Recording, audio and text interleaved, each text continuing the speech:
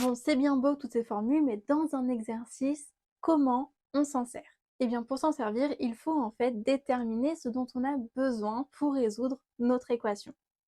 Ou bien, on va vous demander de trouver la mesure d'un angle. À ce moment-là, vous allez connaître deux côtés. Donc, premièrement, il faut vous repérer par rapport à l'angle qui vous est demandé, trouver la nature des côtés et vérifier du coup quels sont les deux côtés que vous connaissez. Ainsi, vous pourrez, suivant les deux côtés que vous connaissez, éliminer les formules qui ne pourront pas vous être utiles. Allez, regardons ensemble comment écrire la rédaction de cet exercice. Ici, on a donc remarqué qu'il nous fallait utiliser une formule où on avait le côté opposé et le côté adjacent. La seule des trois formules où il y a ces deux côtés, c'est la formule de la tangente. Ok, bon, déjà, on sait avec quoi on va partir. Maintenant, on l'a dit précédemment, on ne peut utiliser les formules de trigonométrie qu'à la condition qu'on ait bien un triangle rectangle. Bon, c'est le cas ici.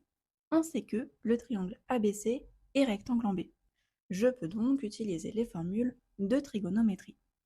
J'utilise la formule de la tangente, comme nous l'avons dit précédemment, et on obtient que tan de l'angle est égal à son côté opposé sur le côté adjacent. Donc tan de ACB, ici dans notre exercice, est égal à AB sur CB. Donc tan de ACB est égal à 3 quarts.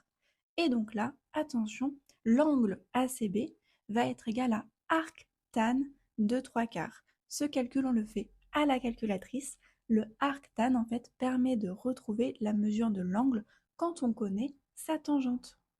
Et on trouve alors environ 36,9 degrés.